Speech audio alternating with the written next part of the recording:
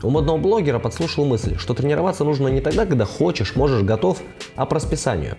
Меня зовут Макс Юн, это канал АБСБ, и сегодня я решил вновь поднять тему ментальной составляющей спорта. На канале есть ролик про мотивацию и все такое. Там я говорил о важности постановки цели, подходах к ее реализации, отношению к неудачам. А сегодня хочу рассказать о важности регулярности и дисциплины. Мы смотрим и равняемся на выдающихся людей, на тех, кому удалось достичь большего. Нам кажется, что заслуга в таланте и удаче. В конце концов, они профессионалы, им легко. Ошибка. Все новое сложно даже лучшим из нас. За успехом стоит изнурительный труд, а в биографии до звездного часа полно ошибок, учебы, тренировок, неудач. Я уже говорил, что я убежден, нет такого таланта, который невозможно превзойти упорными тренировками и опытом. Я бы условно разделил людей на две категории.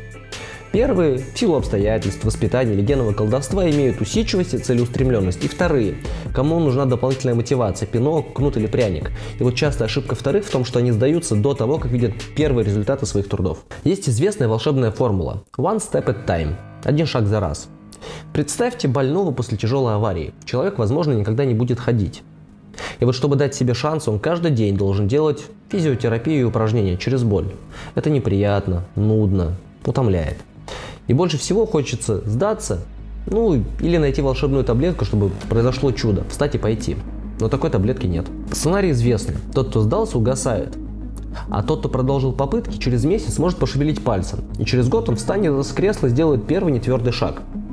Секрет подхода «один шаг за раз» в том, чтобы не требовать от себя геройства, но не прекращать попытки. Наверное, это правило знакомо молодым родителям. Они же не требуют от ребенка мгновенного роста, мол, вчера лежал в люльке, а завтра побежал в школу. Нет.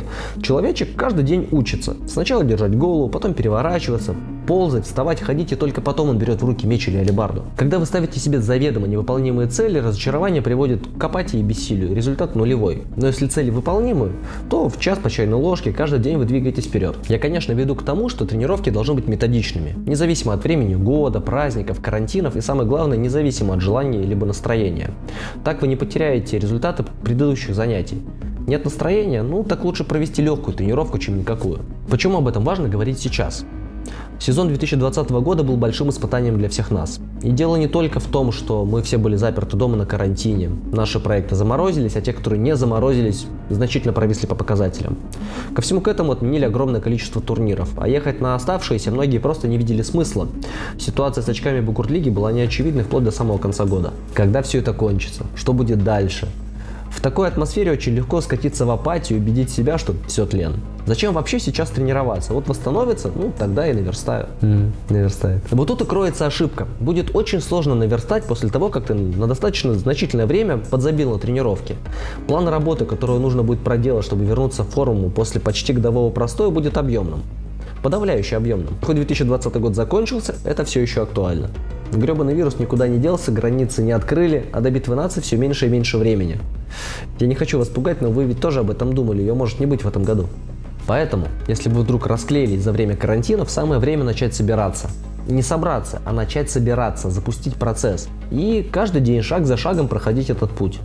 И тогда, когда все вернется на круги своя, вы обнаружите себя не безнадежно отставшим, а в авангарде. И еще не завышайте цели, чтобы не плодить разочарование от неудач. Мелкие победы для мотивации куда важнее, чем случайный успех.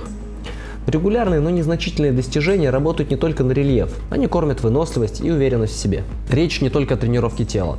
Банально, но мозг также тренируется, как и мышцы, и также требует разминки. Лучше читать одну страницу в день, чем план на войну и мир в следующем месяце. Кстати, это то, как я делаю этот блог. Вначале у меня был очень небольшой список тем, на которые я готов был высказаться здесь и сейчас.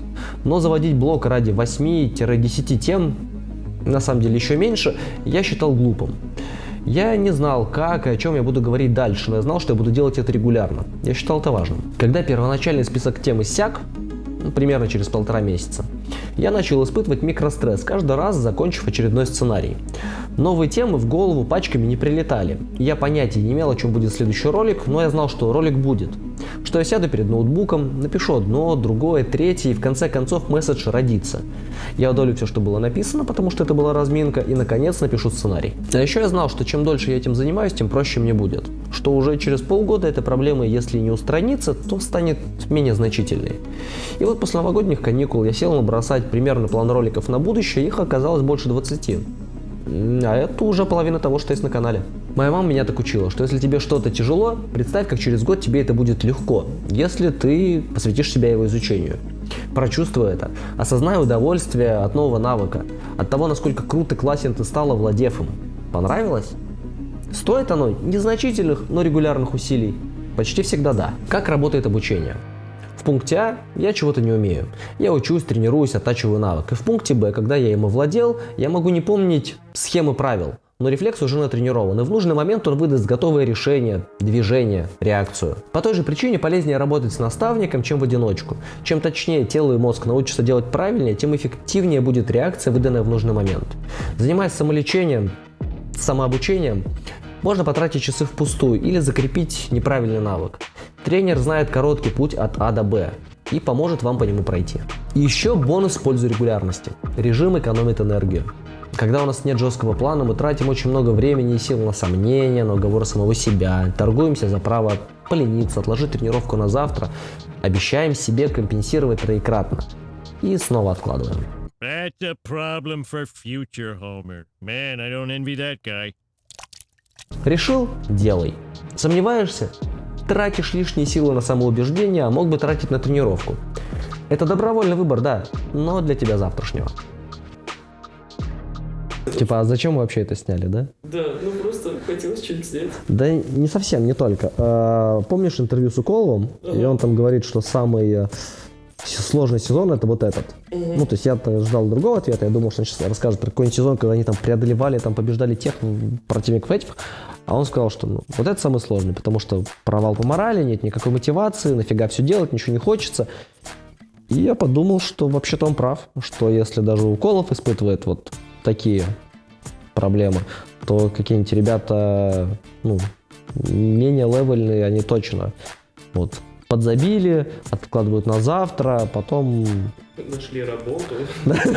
Нашли работу, девушку, там вот эти все дела. Несчастные, бедные люди. Киберпанк вышел, вот, ну Да, ты понимаешь. да, Вот. всё, нет, Поэтому надо было их всех, надо их, короче, вернуть всех. А то, когда карантин закончится, выяснится, что все. Нас опять никого нет. Приедем на битву нации, а там типа... Там шаром покатит. Да. Не, а прикинь, ты приезжаешь, а туда приезжают такие американцы, которые прям типа все это время тренировались просто как черти. Ну, слушай, это будет лучше, чем если, знаешь, будет как на первой битве нации чисто 4 страны, которым было недалеко. Блин, да, это что же возможно? Ну, в общем, поэтому этот ролик важен. Подписывайтесь, да? Колокольчики. Пока. А можно так мы запишем? Буду просто читать? Просто, да, вот так вот, типа, как в стиле суфлером, только... Да. Только даже суфлер. Просто вот сюда камеру поставь. Да. Ладно. А в биографии до «Звездного часа» полно всякого. Кому нужна дополнительная мотивация? Пинок, кнут или пряник? Что? Блин, пряник. Мы американскую аудиторию подтягиваем на канал. Я бы условно разделил людей. Что происходит? Я не знаю, чего. И легенного колдовства наделены. Легенного колдовства наделена. Что это за слово, сука? Поехали. Я бы условно разделил. Моя мама меня так учила, что если тебе что-то вначале тяжело дается, представь, как через год тебе будет это легко, если ты посвятишь себя изучению его. Или что?